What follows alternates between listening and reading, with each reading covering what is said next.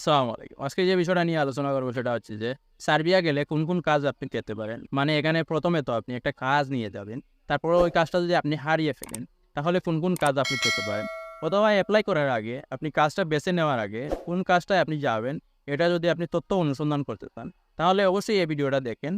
কোন কাজ আপনি পেতে পারেন? বাংলাদেশী হিসাবে কোন পারমিট বাংলাদেশীদেরকে দেওয়া হয়?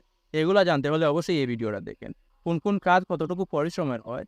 এটা জানানোর চেষ্টা করবো এই ভিডিওতে। তো মূল ভিডিওতে যাওয়ার আগে আপনাদের বলে নেই, এরকম ইনফরমেটিভ ভিডিও কিন্তু আমার চ্যানেলে প্রতিদিন আপলোড হচ্ছে। আপনারা যদি মিস না করে যান, তাহলে অবশ্যই চ্যানেলটিকে সাবস্ক্রাইব করে রেখে দিন। ফিরছি এর উপর।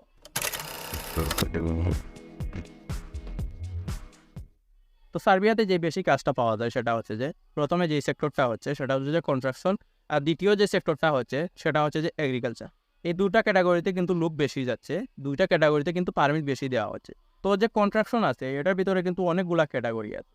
এই ক্যাটাগরিগুলা যেমন এখানে হচ্ছে যে, এখানে রোড কনস্ট্রাকশন আছে একটা কাজ, তারপর আছে হাউজিং কনস্ট্রাকশন আছে একটা কাজ। এই ২টা কাজ হচ্ছে, এই ২টা কাজের কাজ কিন্তু আলাদা, আলাদা। তো রোড কনস্ট্রাকশনের যে কাজগুলা হচ্ছে, এগুলার কাজ যেমন এখানে হতে পারে, এগুলা নিয়ে আমি বিস্তারিত আলাদা একটা ভিডিওতে আলোচনা করেছি। তো ওই ভিডিওর লিঙ্কটা আমি ভিডিও ডেসক্রিপশন বক্সে দিয়ে দেবো। ওইখানে ক্লিক করে আপনারা বিস্তারিত জেনে নিতে পারবেন। এবং ওই ভিডিওতে যেগুলো আলোচনা করা হয় নাই, এই ভিডিওতে আলোচনা করার চেষ্টা করব। যে বিষয়টা হচ্ছে এখানে রোড সেক্টরের মধ্যে যে কাজগুলো হতে পারে সেটা হচ্ছে যে, আপনার যে পিচ ঢালাইয়ের কাজগুলো আছে, এই কাজগুলোতে কিন্তু একটা হার্ড একটা পরিশ্রম। তারপর যে আছে সাইডের যে কর্বস্টোনের কাজগুলো আছে, ওই কর্বস্টোনের যে কাজগুলো আছে, ওই কাজগুলো কিন্তু আরো বেশি হার্ড। তারপর যে অন্যান্য কাজগুলো আছে, এখানে কর্বস্টোনের নিচে যে আছে ঢালাইয়ের যে কাজগুলো আছে, যেটার উপরে কর্বস্টোন লাগায়, এই কাজগুলা কিন্তু তুলনামূলক একটু কম পরিশ্রমের। তো এই যে কাজগুলা হয়ে থাকে, তো এগুলা কিন্তু আলাদা আলাদা টিম আছে। মানে কর্বস্টোনের কিন্তু আলাদা টিম আছে। তারপর ঢালাই যে আছে ওইগুলা কিন্তু আলাদা টিম আছে। তারপর যে শাটারিং আছে, ওই শাটারিং এর কিন্তু আলাদা টিম আছে। তো শাটারিং এর যে কাজগুলা, ওই কাজগুলোও কিন্তু তেমন একটা পরিশ্রমের নয়। ওইগুলোও কিন্তু তুলনামূলক একটু হালকা কাজ আছে। তারপর যে অন্যান্য কাজগুলো আছে, পিচ ঢালাইয়ের মধ্যে যে কাজগুলো আছে, ওইগুলা কিন্তু অটোমেটিক মেশিনে করে থাকে।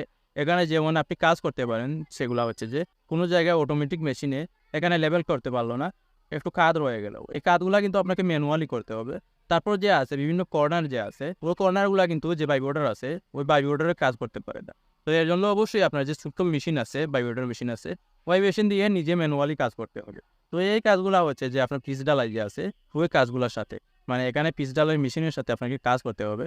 তারপর যে অন্যান্য কাজগুলো আছে, যে বিভিন্ন মেশিন আছে, ওইগুলো অপারেটিং করতে হয়। তো ওইগুলো অপারেটিং করার জন্য কিন্তু লোকের প্রয়োজন। তো এই কাজগুলো সাধারণত করতে হয়। তো এইগুলো বললাম আপনাদের মোটা দাগে, ছোট ছোট আর অনেকগুলো কাজ আছে, ওগুলোও কিন্তু করতে হয়। হাউজিং কনস্ট্রাকশনের মধ্যে যে আপনারা জানেন অনেকগুলো কাজ হয়ে থাকে, এগুলো আমি বলে শেষ করতে পারবো না। আপনাদের মোটা দাগে যে বিষয়গুলো আমি বলবো সেগুলো হচ্ছে যে, এখানে যে আছে গাঁথুনির যে কাজটা আছে, ওই কাজটা কিন্তু করতে হয়। ওই কাজটাও কিন্তু বিভিন্ন ধরনের হয়ে থাকে। এখানে যে ব্লকগুলো আছে, কোনো সেক্টরে দেখা যাচ্ছে, কোনো প্রজেক্টে দেখা যাচ্ছে ২৭ কেজি ২৮ কেজি ওজনের যে ব্লকগুলো আছে ওইগুলা লাগায়। আর কোনো সেক্টরে আছে ৫০ কেজি ওজনের ব্লক লাগায়। আর কোনো সেক্টরে আছে দেখা যাচ্ছে ৫ কেজি ওজনের যে ব্লকগুলো আছে ওইগুলোও লাগায়। তো অবশ্যই এগুলো নির্ধারিত করে বলা আছে না, আপনার যে কোম্পানি আছে ওই কোম্পানি কোন ধরনের ব্লক দিয়ে এখানে কাজ করবে, বা যে প্রজেক্টটা আছে ওই প্রজেক্টে কোন ধরনের ব্লক দিয়ে কাজ করানো হবে, এটা নির্ধারিত করে বলা আছে না। তারপর যে আরেকটা সেকশন আছে, প্লাস্টারের যে সেকশনটা আছে, ওই সেকশনেও কিন্তু কাজ করতে হবে। তো ওই সেকশনের যে কাজটা আছে ওইটাও কিন্তু তুলনামূলক কম কষ্টের। আপনার যে এখানে ব্লকের কাজটা আছে, এর সাইডে কিন্তু তুলনামূলক অনেক কম পরিশ্রমের। তারপর যে আরেকটা সেক্টর আছে, যেমন এখানে সিভিং করতে হবে বিভিন্ন জায়গায়, এগুলারে কিন্তু কাজ হয়ে থাকে। তারপর আরেকটা সেকশন আছে, কংক্রিটের সেকশন আছে, বিভিন্ন যে ছাদ ঢালাই দেয়। তাছাড়া যে বিল্ডিং উঠানোর সময় বড় বড় পিলার উঠানো হয়, এগুলারও কিন্তু কংক্রিট ঢালাইয়ের কাজ হয়ে থাকে। তো এই যে কংক্রিট আছে, এই কংক্রিটেরও কিন্তু আলাদা একটা সেকশন রয়েছে। তো অন্যান্য আরো অনেকগুলো সেকশন রয়েছে। তারপর যেমন রয়েছে কার্পেন্টারের যে কাজ রয়েছে, ওইগুলোর ক্ষেত্রেও কিন্তু আলাদা সেকশন রয়েছে। তারপর যে আছে স্টিলের যে কাজগুলো আছে, ওইগুলোরও কিন্তু আলাদা সেকশন রয়েছে। স্টিলের কাজ যদি আপনি করে থাকেন, তাহলে কিন্তু দেশের বাইরে যে কাজগুলো করানো হয়, স্টিল যে বাঁকা করার কাজগুলা, এগুলো কিন্তু অটোমেটিক মেশিন হয়ে থাকে। আপনাকে নিজে থেকে হাত থেকে ম্যানুয়ালি কাজ করতে হবে না। তো এগুলো বললাম আপনাদের মোটা থাকে, এই কাজগুলোও কিন্তু করতে হবে।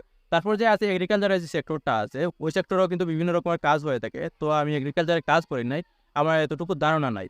তো আপনাদের মোটা দাগে যে বিষয়গুলো বলবো এখানে, সেগুলো হচ্ছে যে, বিভিন্ন রকমের বিভিন্ন যে গার্ডেন আছে, ওই গার্ডেনে যে কাজ হয়ে থাকে, যেখানে গাছ কাটার কাজ হয়ে থাকে। তারপর যে বিভিন্ন রকমের আঙ্গুরের বাগান রয়েছে, এফেলের বাগান রয়েছে, ওইগুলোতেও কিন্তু কাজ হয়ে থাকে। তো এখানে একটা পপুলার কাজ হচ্ছে, সেটা হচ্ছে যে এগ্রিকালচারে যে কাজগুলো করা হয়, গম ভুট্টার যে কাজ করা হয়, সেগুলো হচ্ছে যে বিভিন্ন ট্রাক্টর দিয়ে কিন্তু চাষ করা হয়, ম্যানুয়ালি চাষ করা হয় না। তো ওই ট্রাক্টরের কাজ যদি আপনার জানা থাকে, তাহলে কিন্তু আরামের একটা কাজ করতে পারবেন।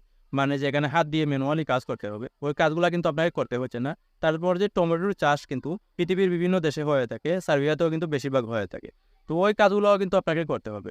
তো এই এগ্রিকালচার একটা সেক্টর আপনাদের দেখালাম। তারপর যে অন্যান্য কাজগুলো আছে, বিভিন্ন রকমের ফ্যাক্টরি আছে, ফুড ডেলিভারি কাজগুলো আছে, ফুড ফ্যাক্টরির কাজগুলো আছে, বেকারি কাজগুলো আছে, ওইগুলোও কিন্তু সার্বিয়াতে পাওয়া যায়। আর পর্যটন রিলেটেড যে কাজগুলো আছে, ওই কাজগুলোও কিন্তু হয়ে থাকে। ওইগুলো অবশ্যই সিজনাল কাজ, ওই সিজনাল কাজেও কিন্তু আপনি যেতে পারেন। তো এখানে একটা কথা মিস হয়ে গেছে আমার, সেটা হচ্ছে যে এগ্রিকালচারের যে কাজগুলো আছে, ওইগুলো কিন্তু সার্বিয়াতে যে কাজ হয়ে থাকে সেটা হচ্ছে যে 7 থেকে 8 মাস। এর বাইরে যে 4 থেকে 5 মাস আছে, ওই 4 থেকে 5 মাস কিন্তু এগ্রিকালচারে কাজ হয়ে থাকে না। তো আপনার যে কোম্পানি আছে অথবা মালিক আছে, ওই মালিকের যদি অন্য কাজ থাকে, তাহলে কিন্তু অন্য কাজে আপনি শিফট হয়ে যেতে পারবেন। যখন অফ সিজন চলবে তখন কিন্তু অন্য কাজে আপনি শিফট হয়ে যেতে পারবেন। তো এই হচ্ছে কাজের পরিধি। তো আরও অনেক ক্যাটাগরি কাজ রয়েছে, এগুলো বিস্তারিত বলার চেষ্টা করব অন্য ভিডিওতে আমি। তো এই ভিডিওতে এতটুকুই বললাম।